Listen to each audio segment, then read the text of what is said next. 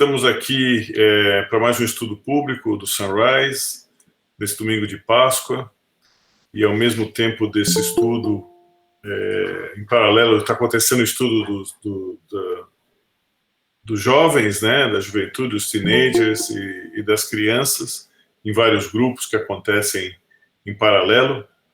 E hoje, em particular, nós vamos ter um estudo muito interessante, trazido pelo nosso amigo Gustavo Rocha, olhando, vamos dizer assim, o significado da ressurreição do Cristo, né? Sendo hoje domingo de Páscoa, e o significado por trás disso. Então, a gente gostaria de agradecer ao Guga, porque a gente pediu para ele fazer esse estudo essa semana, com um período curto. Então, nossos agradecimentos, agradecendo a presença de todos aqui. E nós, depois do estudo, teremos as irradiações coletivas e as mensagens, também os avisos no final do dia. Então, vamos pedindo para a nossa querida Cristina para a peça de abertura de hoje. Bom dia a todos.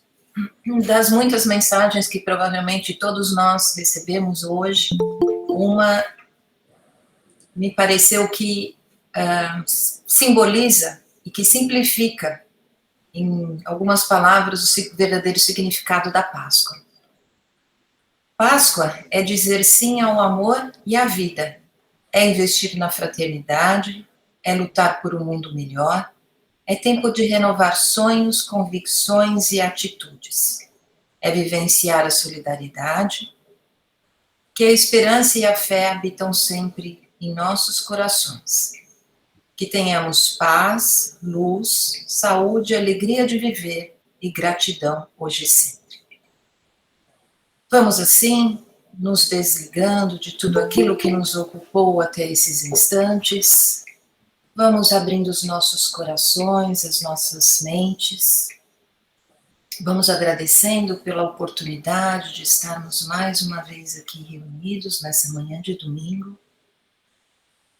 Vamos agradecendo ao nosso Criador a oportunidade desta reencarnação, oportunidade de aprendizado. Vamos agradecendo ao Mestre Jesus pelo seu evangelho de amor, especialmente nesse dia. Vamos agradecendo aos mentores e mentoras do Sunrise e os nossos mentores individuais. Vamos assim pedindo que possamos não só participar do estudo de hoje, mas que possamos exemplificar as mensagens que serão trazidas pelo nosso companheiro Guga. Vamos envolvendo o Guga com as nossas melhores vibrações e vamos pedindo a Deus nosso Pai, a Jesus nosso Mestre, a espiritualidade aqui presente, para dar por iniciada os estudos do dia de hoje. Graças a Deus. Graças a Deus. Graças a Deus. Amigo Guga, com você. Bom dia a todos. Conseguem me ver, me ouvir? Está meio escuro aqui, eu sei. Mas escutamos muito bem e vemos você também. Tá ótimo. Então, se acontecer alguma coisa com a minha câmera aí, que de vez em quando ela tem vontade própria, viu? Fiquem à vontade aí, pode chamar a atenção. Então, meus amigos, é uma honra, um privilégio, mais um domingo juntos. É um domingo especial, domingo de Páscoa. Tem um significado tão importante, né, para nós cristãos. Então, eu queria trazer esse tema, né, como foi proposto pela diretoria do Sunrise, de revisitar. No passado, a gente falou sobre a Páscoa do ponto de vista espírita. Então, a gente deu uma reciclada no estudo e a gente vai dar um ângulo diferente para esse tema. Então, não vai ser necessariamente repetição do que foi feito no ano passado. Mas antes de mais nada, antes de começar, é sempre bom lembrar, né? Não estou aqui na qualidade de especialista, de mestre, de professor, mas como aquele aluno que estudou o assunto e quer trazer as reflexões para apreciação dos colegas. Então, sem a menor pretensão de esgotar, né, o assunto ou de apresentar um ângulo absoluto, mas apresentar aqui uma proposta de interpretação, um significado, um dos possíveis significados da ressurreição do Cristo. Eu botei o nome aqui da Daniela, minha esposa, porque ela, sem saber, ela contribuiu muito para esse estudo de hoje. Então, Daniela, aqui vai meu reconhecimento público. Você vai entender a sua participação. Então, para começar, eu vou pedir aqui meu amigo Antúlio, a sua voz radialista, para ler esse poema de Alta de Souza para a gente começar a entrar aqui dentro da vibração necessária. Amigo Antúlio, por favor. Claro. O poema, esse soneto, chama-se O Senhor Vem. E eis que ele chega sempre de mansinho. Haja sol, faça frio ou tempestade. Veste o manto do amor e da verdade e percorre o silêncio do caminho. Venha ao nosso amargoso torvelinho, traz as sombras da vida a claridade e os próprios sofrimentos da impiedade. São as bênçãos de luz do seu carinho. Como o sol que dá vida sem alarde, vem o Senhor que nunca chega tarde e protege a miséria mais sombria. Ele chega e o amor se perpetua. É por isso que o homem continua, ressurgindo da treva a cada dia. Muito obrigado, amigo Antúlio. Né? Uma belíssima página de Alta de Souza, que está no livro Parnaso de Além Túmulo, o primeiro livro psicografado do nosso querido Chico, e que traz aí um compêndio de poetas brasileiros e portugueses. E eu selecionei esse texto para a gente começar aqui a apreciar essa questão do significado da ressurreição, chamando a atenção para a última parte do poema, né? Dizendo que o nosso Senhor, o Cristo, que chega, e o amor se perpetua. É por isso que o homem continua ressurgindo da treva a cada dia. Então, aqui já dá uma dica, né, que esse renascimento, essa ressurreição, essa renovação, ela é diária e inspirada por esse Espírito puro, né, que nos acompanha e nos carrega no colo durante tanto tempo e que sempre chega na hora certa. Então, com isso, vamos passar aqui para vamos fazer um apanhado do rito da Páscoa, da significação, para a gente poder, então, concluir como é que isso pode nos ajudar no dia a dia, como é que a gente pode trazer, o que a gente pode trazer dessa simbologia, né, para o nosso dia a dia e nos ajudar a sermos um pouquinho melhores do que somos hoje. Então, venham comigo. Eu gosto sempre, como falou a Estela ontem, né, ontem teve uma reunião no Sunrise de trabalhadores, e a Estela estava fazendo um comentário sobre o estilo de cada um de nós, estudantes da doutrina. Ela falou, o Guga sempre tenta trazer alguma coisa do Antigo Testamento, isso é muito verdade, eu gosto muito. Né? Então, vamos voltar para tentar entender um pouquinho do rito da Páscoa e como é que isso surgiu e como é que chegou até hoje. Então, vou me remeter aqui à origem da Páscoa judaica, né, o Passover. Está lá no Êxodo 12, né? E eu vou ler rapidamente. Ora, o Senhor falou a Moisés e a Arão na terra do Egito, dizendo, tomará cada um de si um cordeiro, e o guardareis até o 14º dia desse mês, e o matará à tardinha. Tomarão do sangue, poloão em ambos os umbrais e na verga da porta, nas casas que o comerem. Porque aquela noite passarei pela terra do Egito e ferirei todos os primogênitos na terra do Egito. Mas o sangue vos será sinal nas casas em que estiverdes.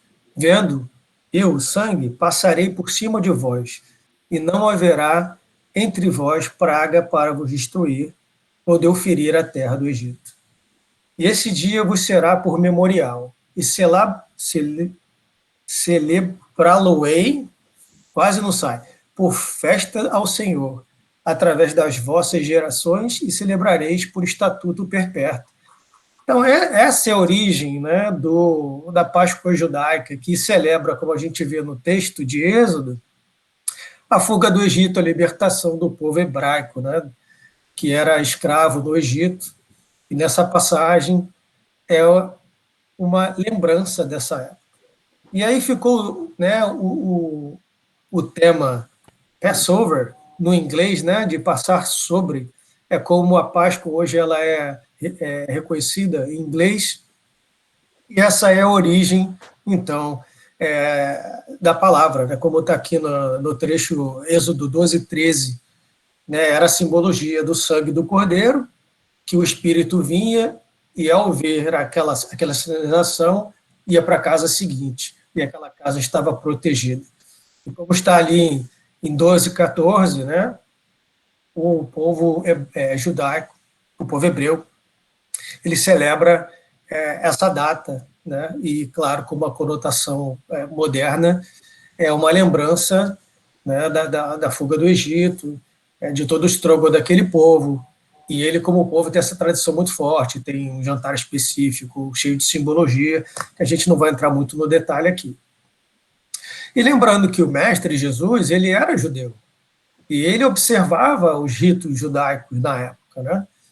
Então a gente vai fazer a transição aqui. Como Jesus era judeu, celebrava a Páscoa, de acordo com a cultura da época, e durante todo o Novo Testamento a gente tem várias passagens que citam, né, a ida e a saída de Jerusalém nessa época, né? Como a gente lembra, por exemplo, a passagem do bom samaritano, que Jesus está saindo de Jerusalém numa Páscoa e em direção a Jericó, e encontra lá o moribundo, e aí toda a passagem.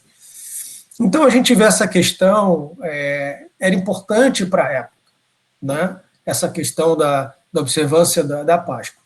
E o mestre foi a Jerusalém durante, eu disse, várias passagens, inclusive, quando a gente vai entrar ali nos últimos dias do mestre encarnado, a gente vai ver mais para frente, ele volta a Jerusalém, né, e vive seus últimos dias.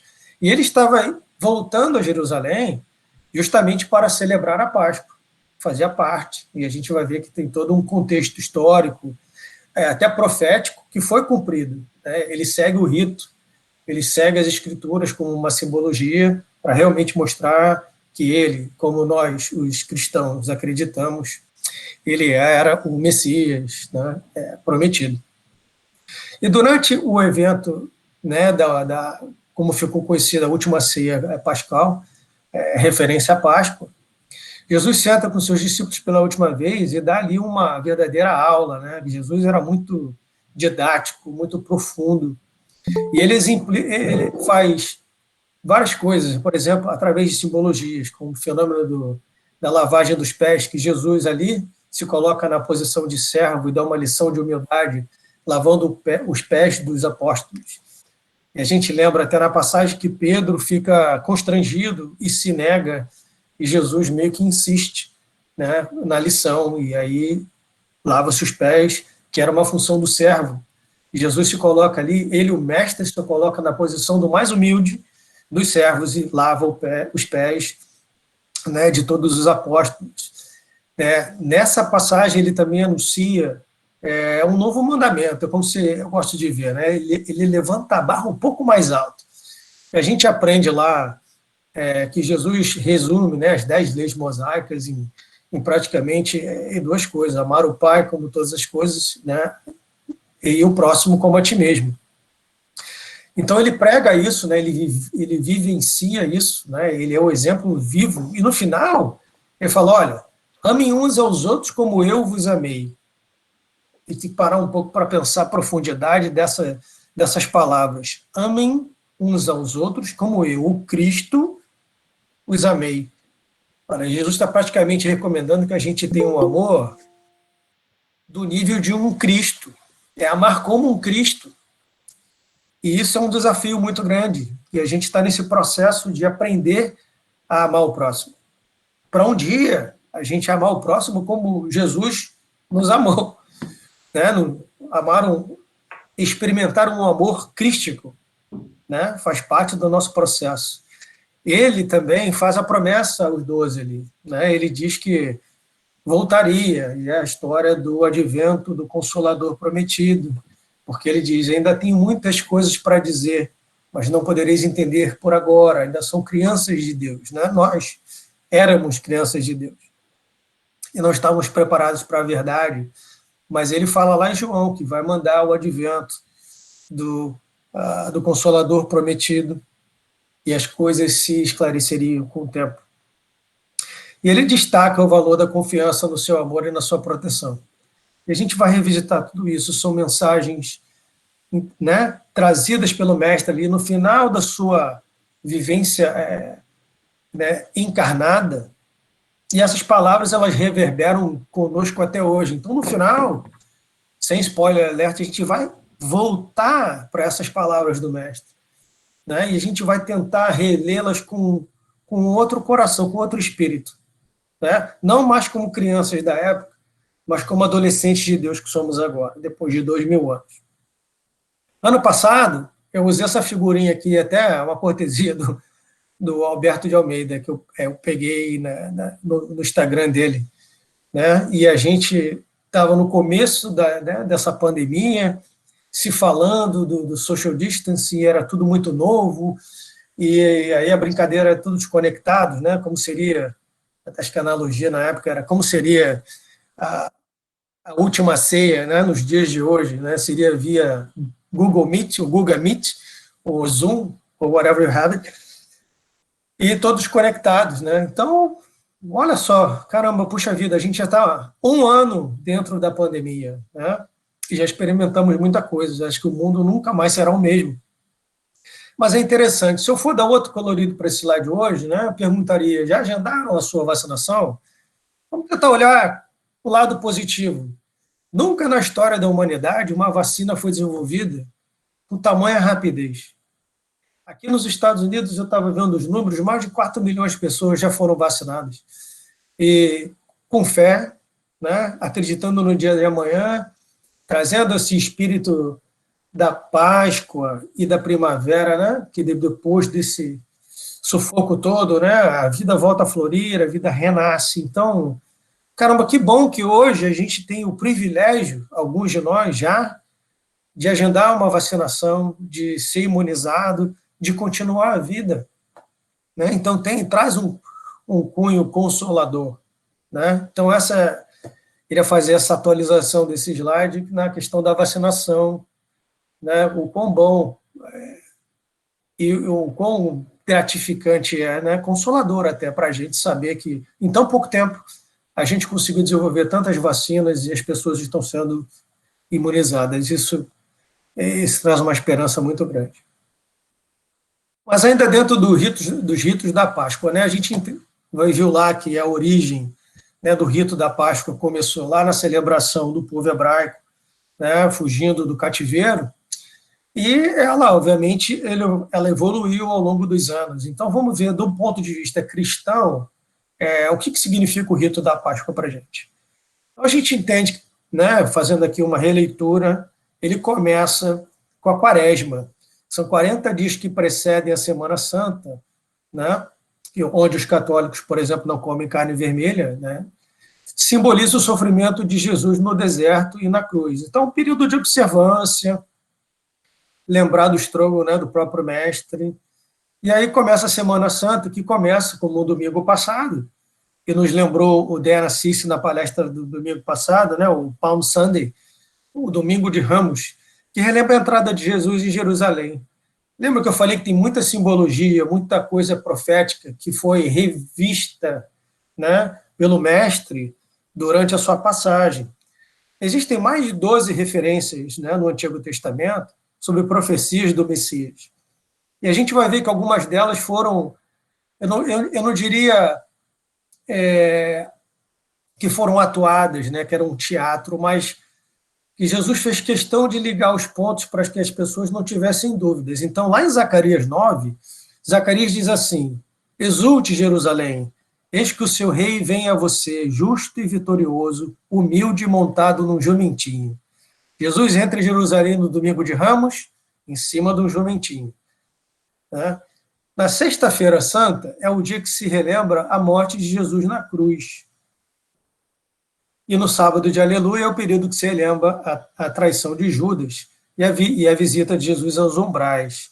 Então, outra referência aqui ao Antigo Testamento, em Zacarias 9:13, que diz mais ou menos fala da profecia da traição, né, e do pagamento de 30 moedas de prata. Você vê que isso, né, a profecia se realiza.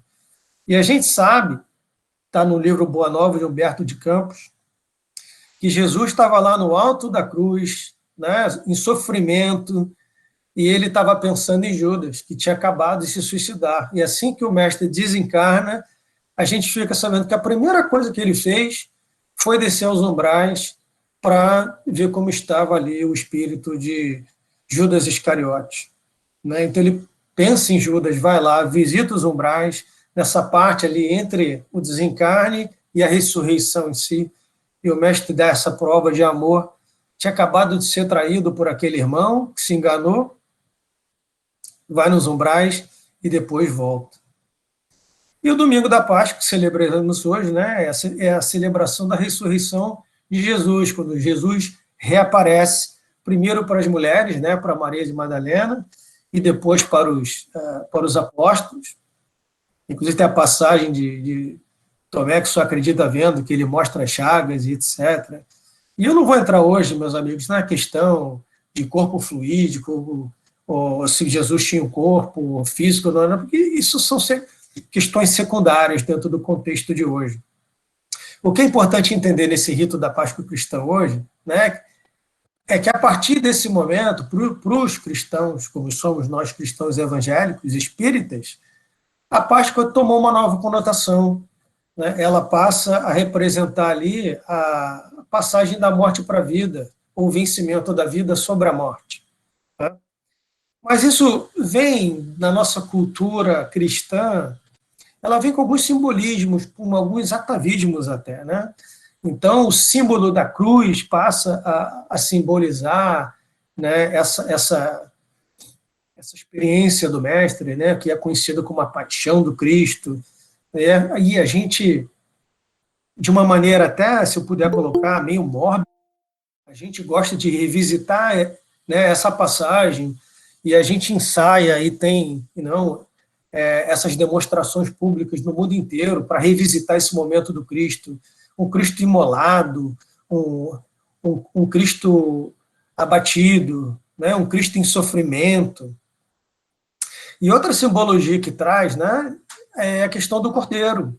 Jesus ali é o cordeiro de Deus que se sacrifica, né, em nome da humanidade. E aí tem outro gancho com a cultura hebraica. Eu vou pedir para a Estela me perdoar se falar uma besteira, Estela, depois você me conta. E a questão do, né, antigamente, tinha a questão do bode expiatório.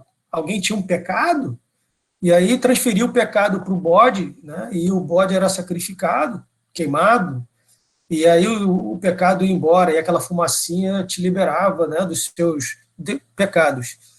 E Jesus se apresenta aqui como o bode expiatório da humanidade. Ele se sacrifica, né, para limpar os pecados da humanidade. Então a gente tem essa coisa da culpa, né, da nosso histórico religioso, de lembrar esse Deus na cruz, até se sentir culpado. Nossa, você se sente culpado, parece que não parece, talvez estivéssemos lá. Mas hoje, né, essa coisa da culpa que cristaliza, será realmente que somos culpados hoje da morte do Cristo? Será que essa é a maneira que a gente deveria relembrar o Mestre e todos os seus ensinamentos na cruz, imolado?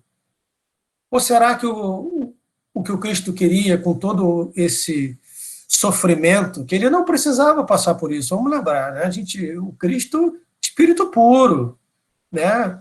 Espírito bem-aventurado, como a gente estudou hoje no ESD, não precisa mais reencarnar, né? Não é mais falível as falhas do mundo humano, né?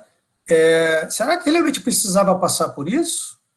Obviamente que não. Então ele veio ali para mostrar o caminho, a verdade, a vida, né? Então, qual seria a melhor maneira de honrar o nosso mestre, o nosso guia e modelo, né? Então é isso, essas reflexões que a gente vai fazer ao longo do dia hoje, né, ao longo da próxima, dessa hora. Mas antes, vou fazer algumas reflexões de erros da humanidade, nossos erros, porque como espíritos acreditamos que a reencarnação. Então, não existe prosélitos aqui, ou não estamos desmerecendo nenhuma fé. Nós, muito provavelmente, já professamos essas fés, né, antes de sermos espíritos. Então, está lá no Evangelho segundo o Espiritismo, capítulo 8, né, a questão dos bem-aventurados que têm o coração puro.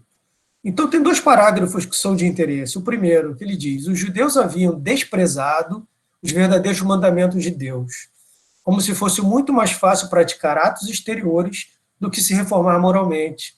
E ele faz a analogia de lavar as mãos do que expurgar o coração.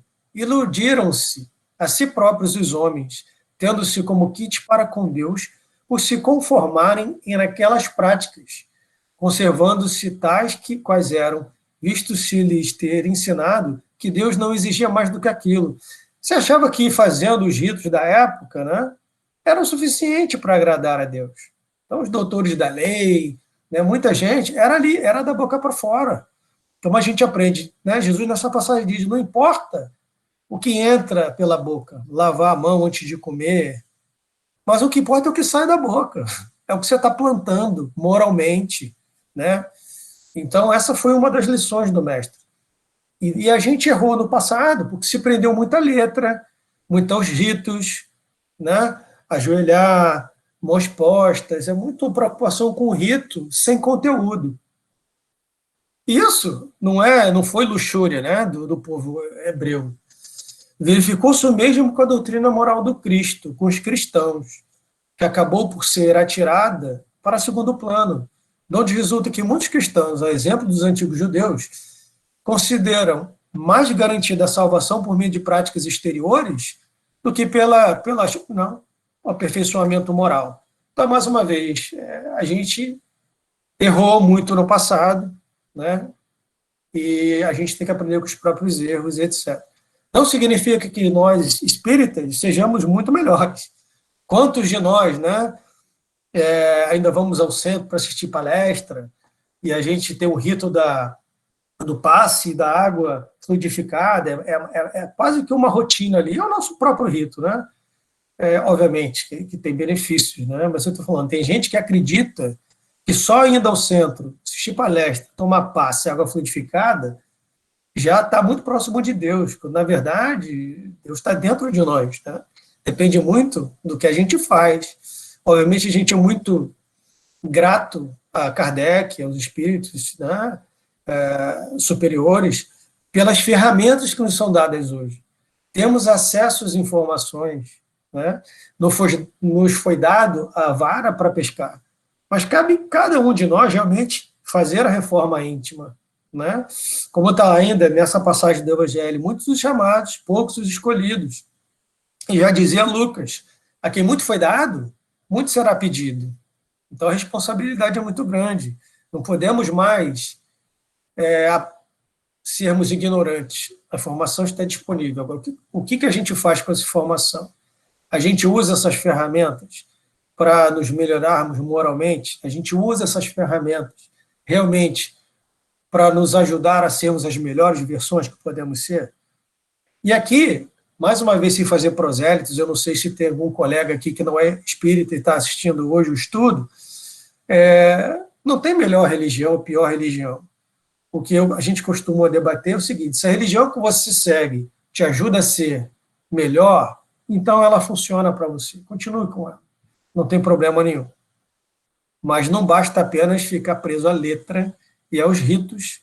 Na verdade, a gente tem que internalizar e botar essas ferramentas em uso. Então, a gente viu lá, da origem judaica, através do cristianismo.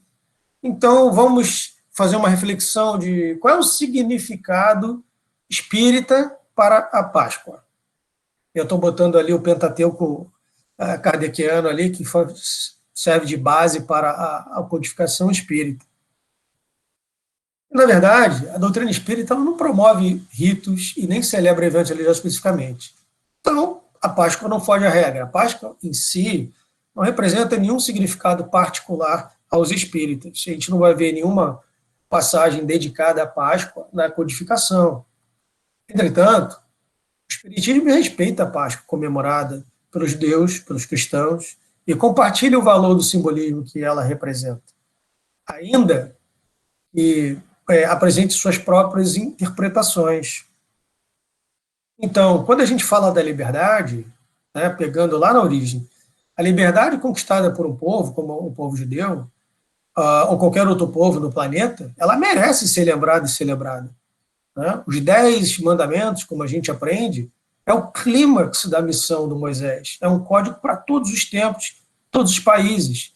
E tem, por isso, né, um caráter divino. Seria a tradução do nosso entendimento da época, que começou com um conjunto de regras e leis que funcionaram muito bem e evoluíram, obviamente, ao longo dos anos. Começaram com o Decálogo, né, que era praticamente um código civil da época, muito importante para um povo que vivia em acampamento, né? Então aquilo era muito importante para a convivência. Evoluiu lá na época de Jesus, ele já resume aqueles 10 em 2, amai a Deus sobre todas as coisas e o próximo como a ti mesmo. E depois, como prometido, né, através do Espiritismo, a gente recebe a dádiva das leis morais, né, que é uma revisita às leis de Moisés, mas tirando ali o véu do simbolismo. Né, e a gente aprende que a lei maior, a lei de amor, caridade, né, que é a maior de todas as leis. Então, a ressurreição do Cristo representa a vitória da morte do corpo, a vitória sobre a morte do corpo físico. A gente aprende com o Espiritismo que a morte não existe. A morte é um processo da vida. O espírito, ele é imortal. Ele é criado simples e ignorante, e ele é criado para a eternidade. Já dizia Paulo que a nossa missão é gravitar em torno de Deus. A gente está sempre em evolução. Né? E aí vem essa coisa da ressurreição, que está lá no Livro dos Espíritos, né, questão, se eu não me engano, 1010, onde Kardec faz um questionamento sobre, não seria a ressurreição, não seria a reencarnação uma releitura da ressurreição? E aí Santo Agostinho, ele discorre esse tema de forma positiva. Né? Ele vai dizer que sim, que naquela época a questão do renascer do corpo, né, que fisicamente a gente sabe hoje seria impossível, né, mas a gente pode renascer várias vezes, se renovar, se melhorar e através desse processo se aproximar, né, do nosso objetivo, que é um dia nos tornarmos espíritos puros. Então, já que a gente está dentro de um contexto espírita hoje, o que a gente sabe, né, e essa simbologia toda em torno do mestre, que para nós espíritas, Jesus é o nosso guia e modelo, Jesus é o CEO da Terra, né, é o Jesus planetário, já dá uma dimensão maior desse espírito. E lá nos comentários da questão 625, Kardec tem esses 2 parágrafos que, para mim, fala muito alto ao coração. E está ali Kardec desenvolvendo a pergunta, né? E ele fala, para o homem da Terra, Jesus constitui o tipo da perfeição moral que a humanidade pode aspirar. Deus não oferece como o mais perfeito modelo, e a doutrina que ensinou é a expressão mais pura da lei do Senhor. Por quê? Sendo ele o mais puro de quantos tem aparecido na Terra, o Espírito Divino o animava. Olha, Jesus tem um relacionamento com Deus que a gente hoje não consegue nem começar a entender, dada a sua profundidade. Se Jesus fosse um médium de Deus ali, né? O Espírito de Deus o animava. Então, esse Espírito que a gente aprende, que lá pelo livro A Caminho da Luz, né, de Emmanuel Chico Xavier, lá no comecinho, que ajudou na formação do planeta. Olha que a Terra tem mais de 4 bilhões de anos. Ele já era espírito crístico e ele ajuda na formação desse planeta. Todos os espíritos que vieram de outros orbes, né, os capelinos que foram exilados de Capela, chegam, ele os recebe. Jesus os recebe pessoalmente numa reunião na espiritualidade e promete que estaria com eles e que reencarnaria, né, para ser solidário. Jesus faz essa promessa e fica no imaginário popular, e a gente vê essa passagem do Messias prometido em tantas culturas diferentes, mas que vai remeter, né, a essa reunião que Jesus teve com os capelinos lá na época de Adão, né, e aquilo fica no imaginário popular e é capturado em algumas literaturas, e ele vai e reencarna na Terra. Um espírito de tamanha luminosidade. Agora, como a gente estava discutindo no ESG hoje de manhã, desculpa a propaganda, né? Todos os espíritos, né, são relativos, o Deus é o absoluto. Então, todos nós estamos em evolução, incluindo Jesus Cristo, ele não parou de evoluir. Todos nós evoluímos, obviamente, que a escala espírita ela foi desenvolvida por Kardec, que era professor, de uma forma bem didática, para que a gente pudesse ter um entendimento. Mas como tudo na natureza, tudo na criação está em desenvolvimento, porque a lei é de progresso, espíritos crísticos também evoluem. Eles evoluem em outra escala, mas eles nunca param de evoluir. Estão sempre gravitando em direção ao Criador. E agora, a gente nunca vai chegar no absoluto, porque não teria sentido a criatura se equivaler ao Criador. A gente está sempre em evolução. Né? Então, eu escolhi uma passagem aqui de Joana de Ângeles para nos trazer a reflexão de quanto Jesus ainda é importante para a humanidade nos dias de hoje. Então, está aqui do livro Jesus e a Atualidade, psicografia de Divaldo Franco. E diz assim, lá no finalzinho do capítulo, se desejas realmente a cura dos teus males, deixa-te escutar por este sublime psicoterapeuta. Segue-lhe as instruções, revoluciona-te, rompendo com o comodismo, a autoflagelação, a autopiedade, o passado sombrio. Renasce dentro de ti mesmo. Se queres o triunfo real, sai a campo e luta. Abra-te ao amor e ama sem esperar resposta.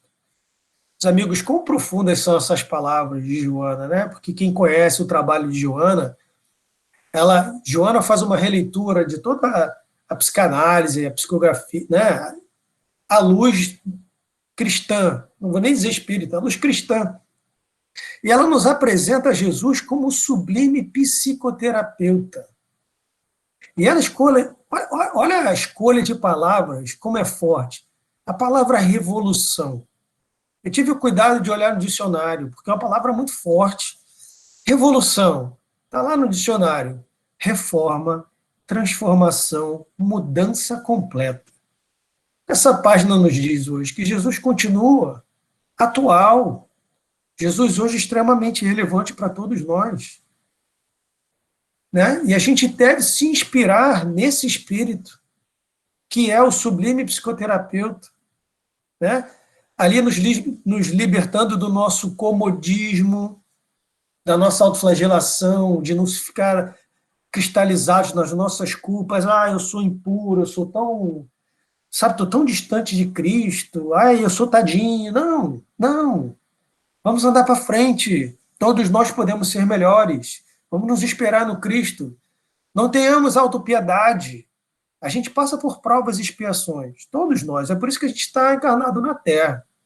A grande maioria de nós não está aqui em missão, como espírito de luz. Mas muito pelo contrário, somos aquele trabalhador que recebeu um talento do dono da vinha, um talento. E a nossa única missão é fazer com que aquele um talento cresça. É nos tornarmos um pouquinho melhores, as nossas melhores versões.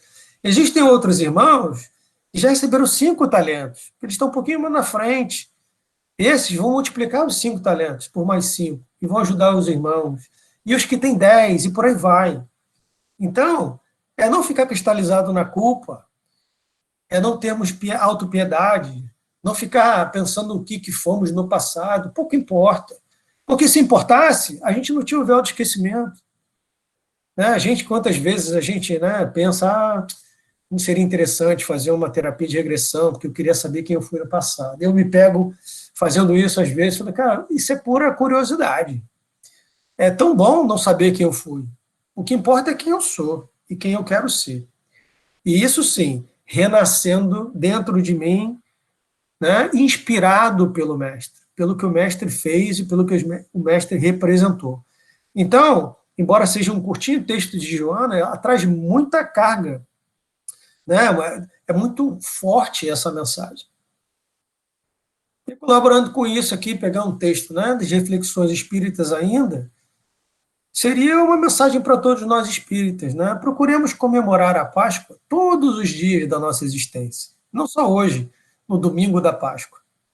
E essa comemoração, ela deve se traduzir pelo esforço perene de vivenciar a mensagem de Jesus. É tentar seguir o exemplo do Mestre. Obviamente, sem a pretensão, meus queridos, de nos tornarmos espíritos puros. A gente ainda tem um longo caminho. Mas a gente tem que andar para frente, a lei de progresso, a lei de trabalho.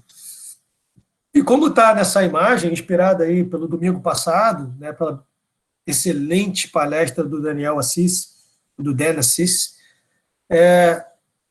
nos inspiramos aí como Saulo, né, na estrada de Damasco, né, as portas aí de Damasco, que tem um encontro com o mestre, é cego pela luminosidade e tem um choque ali de realidade espiritual. Ele que estava perseguindo os cristãos, né, tinha mandado assassinar Estevão por lapidação, estava indo atrás de Ananias. Bela história, quem não ouviu a palestra do domingo passado, fica a propaganda, vale a pena. E nos inspirarmos como Paulo fez, né? Quem sabe um dia a gente não vai estar no mesmo nível, né, de Paulo de Tarso, que na sua carta aos Gálatas, ele diz assim: fui crucificado junto com Cristo. Não sou eu quem vivo, mas é o Cristo que vive em mim. Minha vida presente na carne. Vivo-a no corpo. Vivo-a pela fé no Filho de Deus, que me amou e se entregou a si mesmo por mim. Olha que bonito. Paulo, agora não mais Saulo, mudou, é um novo homem. Paulo agora entende e abraça Deus, né, o que queres de mim, mestre. E Paulo vai se transformar de dentro para fora, né? Se transformar de tal maneira que ele mata o homem velho dentro dele, ele se reinventa. É como se Deus o inspirasse, agora é como Cristo vivesse dentro dele, é um novo homem, né? Então, que a Páscoa para nós espíritas, que ela represente a morte do homem velho, seus vícios, né? E o renascimento do novo homem, inspirado nos ensinamentos do Cristo. Que Deus nos inspire a todos, todos os dias, para nos tornarmos as nossas melhores versões. E a gente discutindo isso é muito forte, é muito bonito, né? Mas como fazer? Como fazer isso que é tão fácil? Existe alguma referência? Paulo está tão longe da gente. É como o meu amigo Edu sugeriu, trazer aqui uma claridade para essas questões, né? Então, me ocorreu de trazer alguns exemplos de transformações morais, e como disse a Estela, né, trazer alguma coisa ali das escrituras que a gente possa nos inspirar. Onde a gente vai ver lá que tanto no Antigo Testamento como no Novo, os personagens bíblicos são personagens populares, são pecadores, são gente simples, né, que se transformaram moralmente ao encontrarem Deus, ou Deus entre parênteses, porque muitas vezes eles encontraram Deus através dos trabalhadores né, do Criador, como Jesus em si. E essa transformação é simbolizada na Escritura com a mudança do nome próprio. Né? Como está aqui a questão da lagarta que vira borboleta. Nem sempre é um processo rápido, ele é um processo lento. Mas todo mundo tem o seu momento ali às portas de Damasco. Todos nós temos o nosso momento de conscientização, né? Do encontro com o Mestre. Os exemplos, Abraão foi exaltado, passa a ser Abraão, pai das nações, né, o nosso patriarca maior. Sara, sua esposa, que era estéril, e a gente aprende lá na Gênesis que ela não podia ter filho, vira Sara e vai ser mãe de Ismael e Isaac. Isaac, que é pai de Jacó, que se transforma e vira Israel. É muito comum na Velha Escritura, né, a gente vê o Deus de Abraão, Isaac e Jacó, que é o Deus único, né, que abraçamos essa crença até hoje. Outros exemplos, Simão, aquele que ouviu passa a ser Pedro, a rocha, na qual vai ser elevada, né, a Igreja do Cristo. Saulo, como visto no domingo passado, Saulo o Grande, passa a ser Paulo o Pequeno. Olha que bonito isso, essa significação, né? Ele que era inteligente, viçoso, etc., e passa a ser Paulo o Pequeno, né? Se diminui para fazer Jesus grande, mas o Jesus dentro dele. Entre outros, a gente tem Levi, que era cobrador de impostos e vira o nosso evangelista Mateus. A gente tem Bartolomeu, que vira Natanael. Existem vários casos de transformação, né, moral que são representados por essas simbologias nas Escrituras. E eu queria revisitar essa questão, né, da escolha do Cristo. Vocês imaginam Jesus como sendo o CEO do planeta Terra? Ele como o espírito mais puro que já habitou esse planeta, como nos diz Kardec. Você não acha que ele podia ter escolhido um time ali de ministros de maior estatura espiritual? Será que ele precisava escolher 12 homens simples, entre pecadores, cobradores de impostos, seguidores como Maria Madalena? Será? Ou será que ele escolheu esses homens do tempo, homens da época, para mostrar que todo mundo pode melhorar? Isso é uma reflexão interessante, importante, que ele podia ter trazido um time ali de espíritos bons para trabalhar com ele, mas ao contrário, ele vai selecionar um grupo de pessoas como nós, pessoas que estão ali vivendo, que têm os struggles, que têm os problemas, e investe nessas pessoas. E se a gente for lá ler o Novo Testamento, né, e depois da morte do Cristo, a gente tem o livro Atos dos Apóstolos, né? A gente sabe que foi baseado no trabalho de Paulo e de Lucas. E tem uma passagem que eu vou recomendar, chama o Dia do Pentecostes.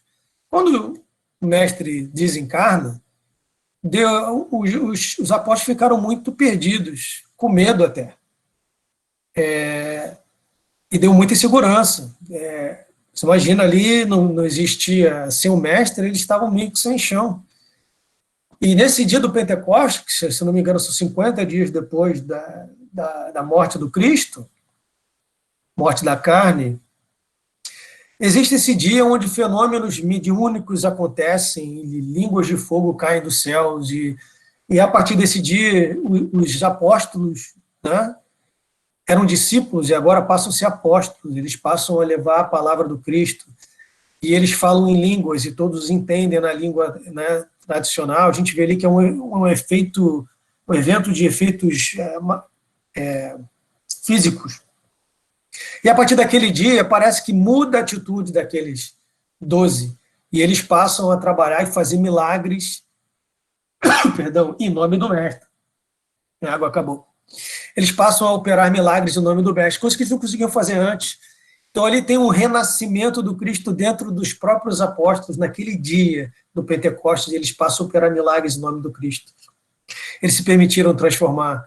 E não mais 7 ou 12, né? Mas 7 vezes, 70 vezes 7. E viram os 500 da Galileia, e esses 500 se multiplicam. E aí a cristianidade chega até nós, né? Graças a esse processo. Então, a gente vai fazer uma releitura lá do Evangelho, né, no capítulo 17, que já foi discutido hoje de manhã também, é sempre muito bom ser desperfeitos. E tem uma mensagem aos espíritas, né, a definição dos bons espíritas. Mas o que são os bons espíritas? Reconhece-se o verdadeiro espírita pela sua transformação moral, pelos esforços que emprega para domar as suas inclinações mais. Enquanto um se contenta com seu horizonte limitado, outro aprende alguma coisa de melhor, se esforça por desligar-se dele, sempre que o consegue e tem firme a vontade. E a gente vai remeter aqui, né, a questão do homem velho e do homem novo. O homem velho, né, ainda presente em nós, todos nós, né, é como se a gente tivesse dois homens dentro de nós, o homem velho e o homem novo, né? E a gente tem que alimentar o homem novo. Então, o que está ali dentro de nós como homem velho? Sucumbe às más inclinações, às sensações, é orgulhoso, é egoísta, é acomodado, culpa o mundo pelos defeitos. A culpa não é minha, é da circunstância, do chefe, do vizinho, né? A culpa sempre está externa, nunca de dentro, nunca está dentro, sempre está fora. Então, aquela questão da mudança de atitude do homem novo. O homem novo que é indulgente e benevolente para com o próximo, que é transformado moralmente, sabe das suas falhas, porque se conhece, como está lá na questão do conhece-te a ti mesmo, esforça-se com vontade para tornar-se a sua melhor versão, né, como está lá na questão 909. Poderia sempre um homem, pelos esforços próprios, vencer as suas más inclinações? Responde os espíritos, sim, e por vezes fazendo esforços muito insignificantes. O que lhes falta é a vontade. Quão de nós ainda não fazem esforços? Então, esse é que é o convite, meus amigos. Dentro do contexto da Páscoa, dentro do contexto da reencarnação, é relembrar o Mestre, é permitir que o Mestre renasça dentro de nós, para que a gente possa se renovar. Eu estou olhando o relógio aqui, a gente tem 10 minutinhos, quase. Então, no próximo slide, eu vou fazer diferente. Eu vou deixar que o Mestre fale por mim, por nós. E eu vou tocar uma música aqui que a minha esposa me mandou essa semana, que ela falou assim, ó, teve um estudo e que a música que mais acalma as pessoas é a Ave Maria e Aramaico. Então, eu vou passar o slide e a gente vai ouvir um pouquinho e depois a gente vai retomar para as considerações finais. Então, vamos prestar atenção no slide? Vamos prestar atenção nos ensinos do Mestre.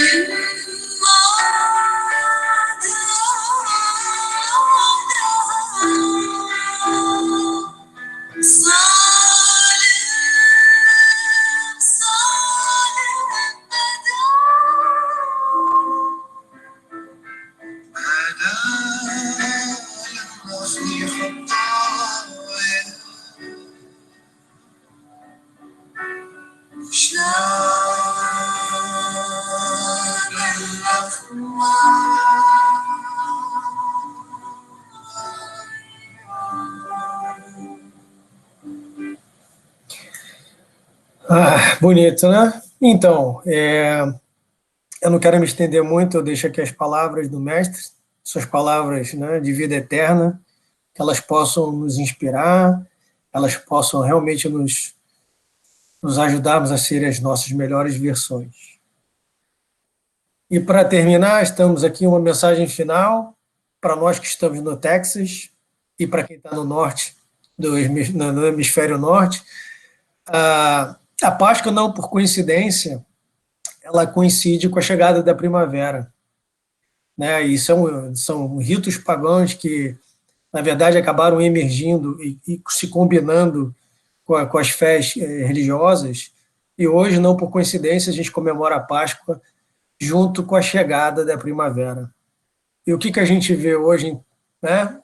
Ontem eu estava tive a oportunidade de andar pelo countryside aqui, e a gente vê essas flores azuis, né, que são muito tradicionais do Texas, né, que são os blue bonnets.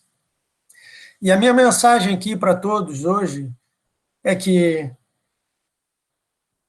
por mais que seja difícil, né, por mais que a gente tenha invernos rigorosos, frios, né, Deus sempre nos brinda com as flores da primavera. E assim a vida se renova. Então, meus amigos, uma feliz Páscoa para todos. E que todos tenham a oportunidade de reacender a chama do Cristo dentro de nós.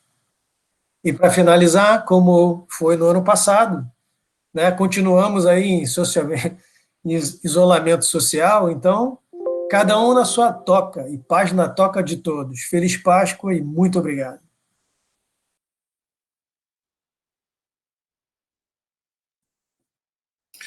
Amigo Guga, muito obrigado pelo lindo estudo de hoje. Nos brindou também com Ave Maria para um momento de reflexão. E agora vamos, como a gente faz de costume, chamar a nossa querida amiga Graça para as irradiações coletivas de hoje. E logo depois, os avisos. Bom dia a todos, bom dia, Antônio. Tá dando para me escutar? Muito bem, Graça, muito bem. Então tá. Olha, vou te dizer, tá difícil, né? Depois dessa palestra do Gustavo, é muita emoção, foi muito linda. Aqui, chego aqui tremendo, mas vamos lá. Bom dia a todos e que a luz do nosso Mestre Jesus nos ilumine, aquecendo nossos corações e harmonizando, nos envolvendo em muita paz, principalmente nesse momento tão amoroso de irradiação, o qual entramos em conexão com o nosso Criador, nossos amigos espirituais e nossos espíritos protetores, para vibrarmos juntos para nossos irmãos e irmãs em sofrimento, assim como vibrarmos também para o nosso planeta. Pai de amor e bondade, abençoe cada coração aqui conectado, abençoe a nossa casa espiritual aqui na Terra, o Sunrise, e assim como os seus trabalhadores e ao nosso grupo tão unido de radiação. Senhor, direcione as nossas rogativas de saúde, harmonia, força, fé, paciência, para toda a humanidade sofredora. Estamos tão confusos e perdidos, Pai, e precisamos de Ti, Senhor. Sabemos que Jesus, nosso irmão maior, está sempre conosco, segurando nossas mãos e nos inspirando coragem para não desistirmos das lutas que nos chegam. Dai-nos, Senhor, de nossas vidas, a capacidade de sentir todas as bênçãos que derramas sobre nós todos os dias, e agradecemos pela dor que cura nossas almas, pela cura de nossos corpos físicos, pela força que nos dá para suportar o jugo pesado e nos desviarmos das pedras que surgem em nossos caminhos. Obrigada, Mestre amado, por nos fazer fortes quando contigo caminhamos. Que uma luz clara e suave, transbordando raios amorosos, envolva o nosso ser de fé, de amor, de caridade, de vontade, de bom ânimo, benevolência e, principalmente, Senhor, resiliência para suportar esse momento tão difícil que passamos.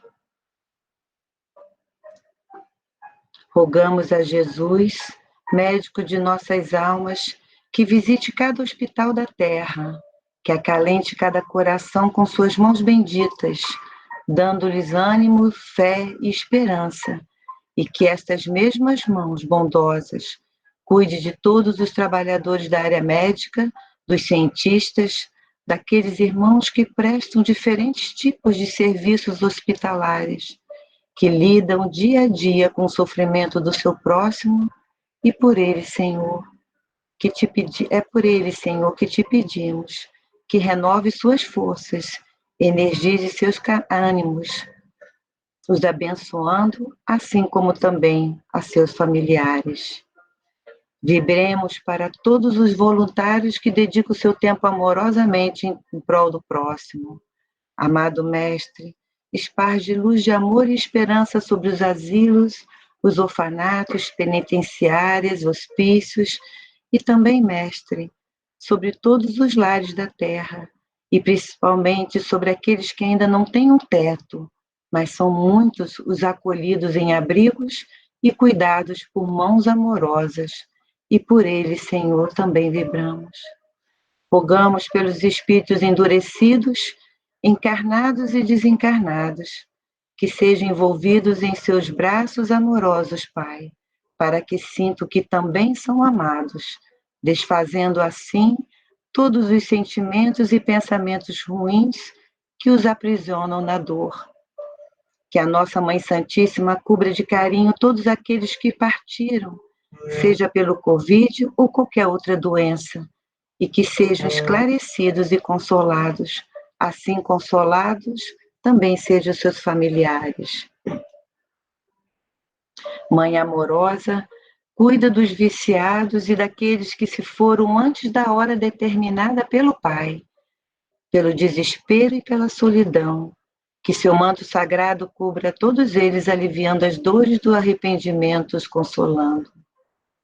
Querido amigo Jesus, proteja as nossas crianças, nossos jovens, os recém-nascidos e aqueles que ainda estão por nascer, iluminando suas jornadas, e que todos os pais da terra possam cuidar e orientar com muito amor essas almas que o Pai os confiou. Abençoe a todos eles, Senhor. Vibremos muito por todos os governantes para que governe com sabedoria e justiça. Vibremos para o Brasil, nossa pátria amada e sofrida. Rogamos também por esse país que nos acolheu, e a ele somos gratos. Que o amor de Jesus envolva todos os nomes queridos que estão no chat, na caixinha virtual de preces, e os nomes que vêm em nosso pensamento neste momento. Que sejam todos abençoados. Gratidão mais uma vez à espiritualidade amiga, aos nossos mentores, aos mentores do Sunrise, por essa oportunidade bendita de servir. Pai, que a vossa divina presença se faça presente em todos os dias de nossas vidas, acalmando nossos corações sofridos, nossas mentes confusas, nossos medos e angústias, dando-nos força, coragem e bom ânimo para o enfrentamento de todas as mazelas que nos atingem. Sabemos, Senhor, que és misericordioso e bom, e que um dia viveremos em um mundo regenerado. E por isso, Pai, dai-nos sabedoria para continuarmos a nossa jornada evolutiva. E assim, por tantas graças e bênçãos recebidas, somos eternamente agradecidos. Que a paz e o amor transborde de nossos corações, preenchendo outros corações. Que sejamos um dia cartas vivas do Evangelho de Jesus. E desejo agora a todos um abençoado domingo de Páscoa e que o amor do Cristo renasça cada vez mais forte em todos os dias de nossas vidas. Que assim seja. Que assim seja. Obrigado, nossa querida amiga Graça, por nos guiar nesse momento de doação, né? Nosso humilde trabalho de doação. Vamos já chamar a nossa querida Claudinha para os avisos de hoje. Está me ouvindo? Estão me ouvindo, Antúlio? Muito bem. Muito ok. Bom, se já ficou difícil para a Graça depois do Gustavo, agora imagina para mim, depois da Graça, depois do Gustavo. Peço só mais uns 2 minutinhos da atenção de todos. Muito bem-vindos àqueles que estão nos visitando também pela primeira vez. Lembrando que nós temos no website o calendário com as outras atividades da casa. Convido a todos a visitarem esse calendário. e que também temos as aulas de evangelização infanto-juvenil aos domingos, de 10h30 às 11h30, o mesmo horário dos adultos, mas em salas virtuais diferentes. Na semana que vem, nós teremos um convidado, será o Luiz Lima. Ele falará conosco em inglês, será uma palestra em inglês, e o título será Aspects of Divine Justice. Por isso, convidamos a todos a retornarem na semana que vem para esse estudo, e também convidem os seus amigos. E no nosso próximo slide, vamos falar do nosso projeto de voluntariado de abril, que nós temos falado nas últimas 2 semanas, é o Formiguinhas. Eu falei com a Raquel essa semana, ela agradeceu muito a participação do Sunrise, ela realmente tem recebido muitas doações, muitas ligações, e ela agradece o suporte de todos. E para aqueles que ainda não viram esse programa, Formiguinha é um programa que o objetivo é arrecadar doações e ajudar a população de rua. Mas o objetivo deles vai além de providenciar refeições, né? Eles gostam de providenciar serviços para essa população com o objetivo de tirá-los da rua. Então, como ajudá-los? Você pode ajudá-los com alguns itens, né? Estão aqui na tela. Assim também nós criamos a lista no Amazon. Essa lista está sendo modificada conforme né, o que a Raquel precisa, o que ela muda, né, de semana em semana. E essa lista vai ser colocada em todas as nossas mídias sociais, mas também está no nosso website, na parte de voluntariado. E os itens que são comprados são deixados diretamente na casa lá da Raquel. E a outra forma de ajudar é contactar a Raquel e também ver se você tem algum serviço que você possa prestar para a população de rua, ou ir com ela fazer a entrega das comidas, ou cozinhar a comida com ela. E aqui são umas fotinhos exemplificando o trabalho que ela faz, que ela vai na rua, ela ora também com as pessoas, e aqui algumas fotos de algumas doações que já foram enviadas pela equipe do Sunrise. Então, no mais, por essa semana é isso, e nos vemos na semana que vem. Um ótimo domingo de Páscoa para todos. Muito obrigada. Muito obrigado, Claudinha, realmente é um trabalho muito bonito. Então, eu gostaria de agradecer a todos que participaram de hoje, no estudo sistemático da doutrina espírita de manhã, mais cedo, agora no estudo público, todos aqueles trabalhadores da casa que permitiram que isso acontecesse, que de alguma outra forma, com seu suporte, apoio, permitiram que esse dia nos acontecesse. Então, muito obrigado por todos, que tenhamos um bom final de Páscoa, refletindo nas mensagens que nos foi trazida pelo Gustavo hoje, e até o domingo que vem. Muito obrigado.